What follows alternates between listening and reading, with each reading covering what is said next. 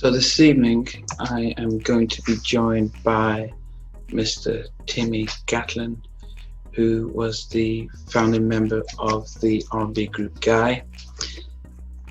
Got a copy of their CD here.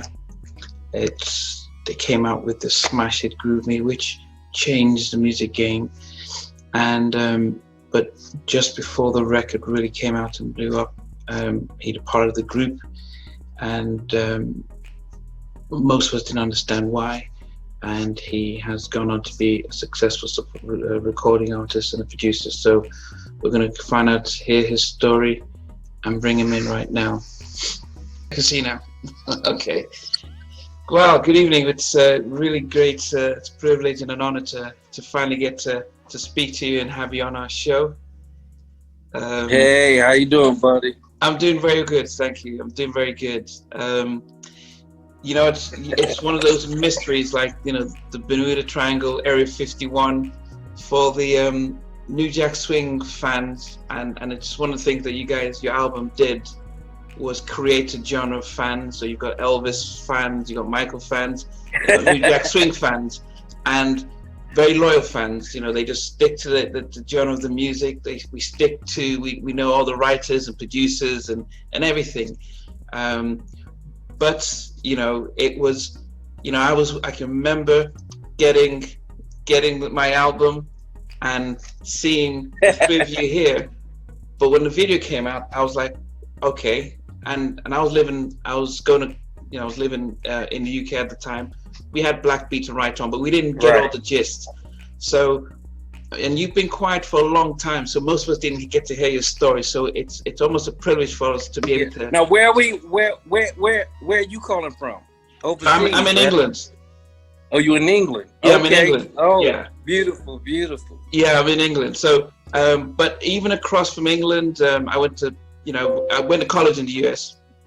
Even across the UK, loads of people have been really curious about the group and stuff, but we'll get to there. And we've got loads of questions from people from Japan, South Korea, from Nigerian stuff, who asked questions about, they wanted to find. Wow. Yeah, but I wanted to really go to the very beginning, because it must be the music. It's like, how did you get into the music? I mean, how did you where did you learn how to write, produce? I mean, even love the music? Well, it was basically, it was a gift from God. We started out very young. Teddy and I lived 5 blocks from each other, you know, and 3 avenues over. So in New York, I would assume it was just a passion. It was just a passion. It was something that we were self-taught. So, you know, observing other musicians and just being excited about, you know, different bands that was coming out at the time. We were so young and so little. People really didn't take us serious at first because we were so young. Yeah. But yeah, and then we just taught ourselves how to read music. It was amazing. We knew that there was a vast and broad education as far as learning music and learning, you know, the notes and learning different chord structures. Wow. And so we took it very, very serious. But it was self-taught. So why music? I mean, because a lot of us who don't live in the US would think, why you guys have basketball, baseball, hockey, you've got all this stuff. Why particularly music? I mean, it's, you know. Well, we did play all that stuff, but we played in, you know, Little League, you know, baseball, Little League basketball. It's just that when we were coming up, growing up in the late 70s, and it was just, it was there. Our parents played music in the house. Okay. You go outside, you listen to music. You had DJs playing in the park, so music was always a constant. Yeah. In our lives, in our neighborhoods. And did you ever think, well, we could make this happen, or was it just for fun at the time when you were playing? We were always serious. Okay. We were serious about everything we did. It's funny because there are so many other members that came. It wasn't just us. You know, there's so many other members that came along with us that were older, okay, and some were younger. But I think the nucleus of the group, the nucleus of the band, myself, Teddy, and Clarell, we took it, and a friend of ours named George Cedric, we call him Swire, but he died of leukemia. Oh, God. And then we had a drummer, Pee Wee, a very good looking guy. He got killed. Wow. So even though we grew up in that nucleus, it was in the hood, so it was dangerous. You stepped outside of the structure, or you was in the wrong place at the wrong time. Wow. With no protection, you still could get it. You still could get into deep trouble. So, and when you guys were coming up, what was, because we all hear about New York, about hip hop really being really big there, but for you guys as a young group, who were you looking to and thinking we could be like them if we worked harder? Well, the Gap Band, wow, Temptation, wow, Earth, Wind and Fire, the Jacksons, of course, watching Soul Train and American Bandstand and the Midnight Special, which came on in the U.S. at 12 o'clock midnight. We got to see bands because we couldn't even afford concerts and stuff. We were too young to even think about going to concerts. Yeah. But watching all that, things that we had access to, we always watched and studied. Wow. And so we know, I mean, as I said, New Jack fans will know about Kids at Work. Now, how did that come about? That's one of the questions that people ask about. How did that Kids at Work, the name, and let's just put stuff together? Well, we didn't come up with the name. We didn't come up with the name, the concept, or anything. Teddy and I were kids together, so we always was in bands together, coming up. So Teddy also used to play with this older band in basically, young, older clubs, speakeasies. And so in those clubs, you had basically administrators, you had A&R people, you had drug sellers, everybody was mingling together. Well, he met Gene Griffin first, and Gene Griffin at the time had Sounds of New York Records, which the group In Deep was on. Last night, a DJ Saved My Life. Okay, yeah, I know. And so he was looking, right. He was looking for a young kiddie group, even though we wasn't kids at the time. I think we were like, by that time, we was like 15, 16. I was 16 turning 17, and Clarell was 18. So he was looking for this group, and Teddy called me and asked me to come down to 59th and Columbus Circle because he think he got a deal for us. Well, when we went down there, we went to 59th Street, and it was Gene Griffin's office. And he immediately saw us, looked at us up and down, asked us to sing a little bit. We did that. And immediately he said, okay, I'm going to sign you guys. But we didn't know anything about publishing or anything. We were just happy to finally get a record deal. But without your parents, without lawyers, did you get your parents? No, none of that. Because our parents were different. Our parents was like, at that particular time, Teddy Riley's mother did. Mrs. Riley was very supportive and whatever. My mother was different. It was like, she was a beautiful mom, but she was like, okay, that's a far-fetched dream. Get a job. Get a summer job. And I was like, it wasn't regular job, get a summer job. Okay. So, they didn't believe it until they actually saw it. And there's so many levels to this business. Like, you can still have a record deal and still be on the cover of a record and still don't own or have no money. So it was that situation. Wow. Now, you jumped a little bit. What the singing parts, how did you, because it's one thing you learned about playing the music, but what about the singing? Did you go for vocal training, or what did you do? Well, with Gene Griffin, we did. Oh, before even though we didn't. Yeah, even though we naturally have raw talent, but Gene gave us, sent us the vocal coaches. We have vocal teachers. We didn't need nobody to tell us how to dance and play. Okay. Because immediately Teddy, even at such a young age, it was automatic. Teddy basically played keyboards and constructed. I was made to play bass and sing and dance, and Clarell was the lead singer. So even then, it was already, suggested what each of our positions was. And so I was left to having to write all of the lyrics. Wow. Because I just did that anyway.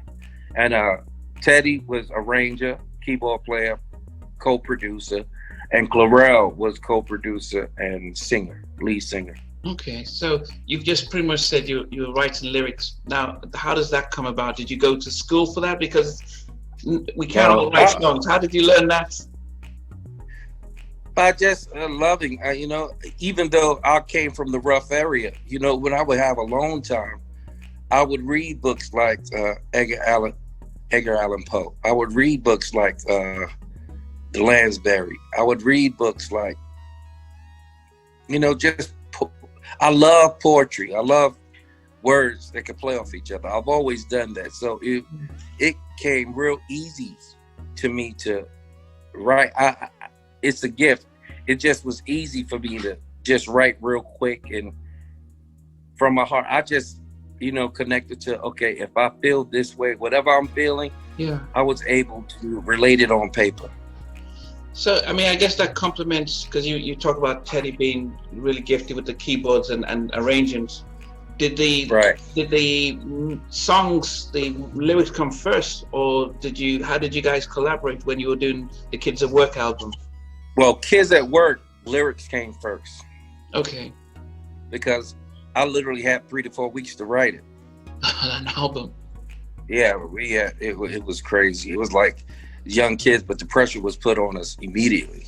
So because we were trying to get Gene at the time, not we, but Gene at the time was his label, was getting a distribution deal through Sony. Okay. And so Sony, they wanted to be ready Gene wanted us to be ready when whatever major label came, he wanted us to be ready and already have the songs and stuff in the can. Wow. So we immediately went at it. So we had like 3 to 4 weeks to really write the song. And in Kids at Work case, lyrics came first. Teddy heard it. Teddy put the music to it. I put the bass lines on songs because I wrote a lot of lyrics by playing my bass at the time because I couldn't play keyboards then. Okay. So, and then we rehearsed, translated it to Clarell. Clarell picked it up, and the song was made. Wow.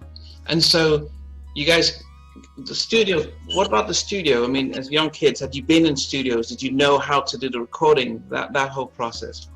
No, well, we didn't executive produce or produced the first Kids at Work record, Orville Gilchrist, from an older group that Gene had. We was pissed. We was, because we thought we was gonna produce ourselves and play, but that wasn't the case. But did you guys have the ability to do that though? Did you know how to work the studios and do that production side at that stage?